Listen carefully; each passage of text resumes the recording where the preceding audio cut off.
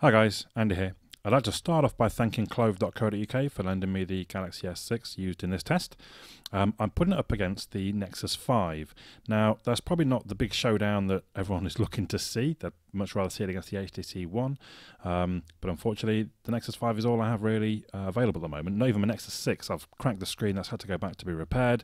I can't really wait. I need to send the phone back. So we have the S6 up against my trusty old Nexus 5. Now, I'm not sure what to expect from this test because obviously the Nexus 5 here is a good year and a half old now. It is aided by the fact that it is on obviously stock Android, whereas the S6 is running Samsung's TouchWiz-ified version of Android 5.0.2 against the Nexus 5's 5.1.1. We'll start off with the boot test. And I'll tell you now, the S6, well, I know it's going to win this because it's quite impressive how quick it boots up and is ready to use. And I don't believe it's used in any kind of fast sleep, quick sleep type thing. I've not got it selected if it is. It could be, I suppose. I probably should have checked more thoroughly. I've boxed it up to send away now. Anyway, so there we go. We're into the app drawer very quickly with the S6. We're still waiting on the Nexus 5. In fact, while I'm waiting, I get a bit bored. Might as well start installing Angry Birds for the next test.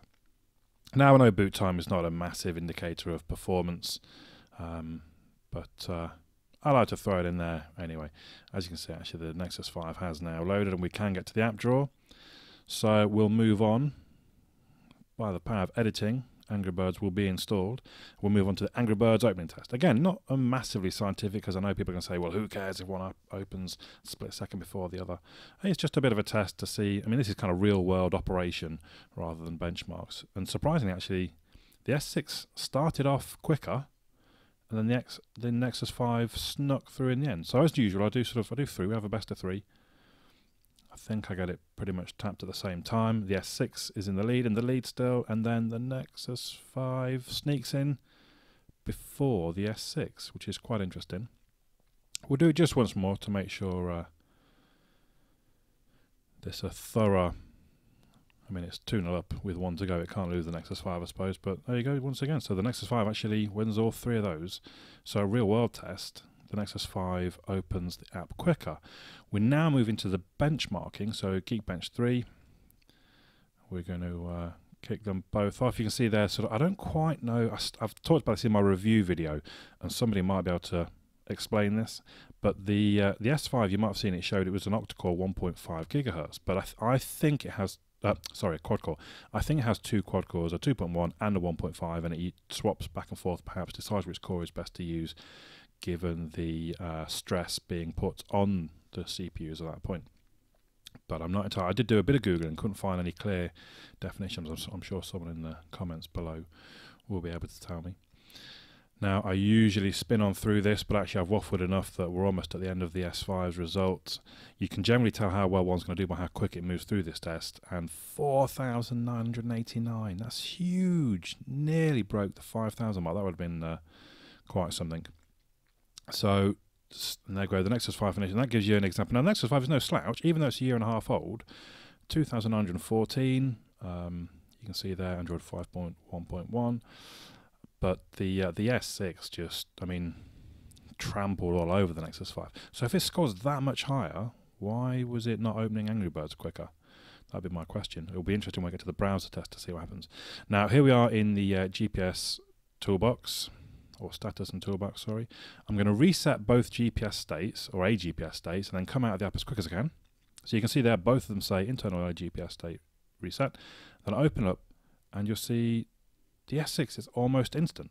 I'm not quite sure. I don't think I've seen that before. I mean, it might be doing something clever along the lines of kind of remembering everything, and it just puts it back into the state it was when it closed. But I don't know. I've just not seen. I've speeding this up now, 3 times speed, just so you're aware. And I think my Nexus 5 does have a fault. There were some of the first batches had faulty GPS. I'm fairly sure my Nexus 5 was one of them. Slow back down to normal speed now. As finally it will actually lock in. There we go. No, the S6 is going to sleep.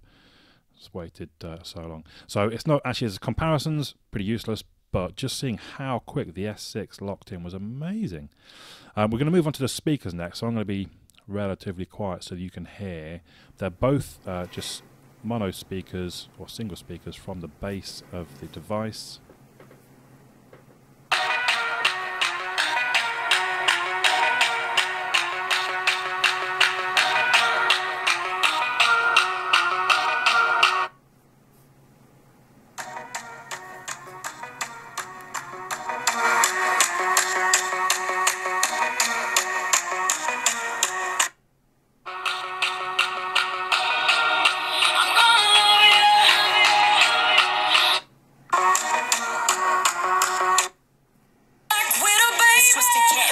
Game always starts the same. First we're both down a plate and somehow you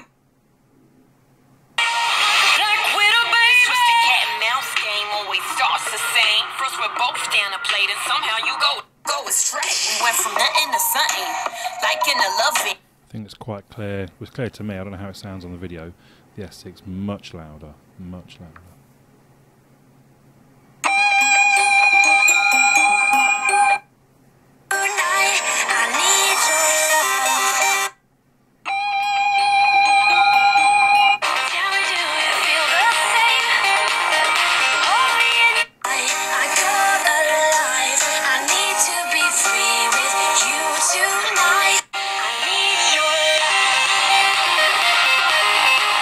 So again, maybe not so useful as a head-to-head, because the Nexus 5, for me, the biggest disappointment was always the speaker, more so than the camera. The camera I was quite happy with. The speaker never very good, but the S6 actually is really very loud. It set me some records when I was doing my actual testing. But you could hear that yourself, I think. We'll move on to the Chrome browser test. I've reset both of their states. Now I'll try using the. That's not particularly worked because the Nexus loaded the mobile site, and the S6 loaded the full site. So we'll move on instead. I'll do my usual, I'm just going to type them in, why not? So we're going to go to the BBC mobile site first of all, try and tap them both at the same time. I think I did. And the Nexus 5 is there quicker. So again, very interesting. The benchmarks weren't even close, not even close. But the Nexus 5, managed to load that page quicker than the massively powerful S6, which actually is very interesting. What have Samsung done?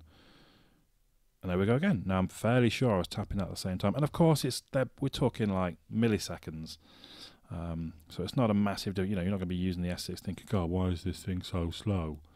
I just find it really interesting that the S6 benchmarks so massive, and I know people are going to comment below saying, yeah, but Samsung cheat on their benchmarks. Well, they only cheat in the fact that they ramp their processors right up to make sure they give full power, and surely that's what you would want to happen in a benchmark. If the Nexus 5 is being benchmarked, its processor being put under pressure, and it's not ramping its power up to full power, surely that wouldn't be right. Anyway, so yeah, the Nexus 5 wins the browser test. So there we go. The Nexus 5, a 1.5 old device, but running stock pure Android. The S6 by Samsung, 5.0.2, but we just run what we have at the time. I know people get upset by that in tests. I think that's a much more interesting test than I thought it would be. Make of it what you will.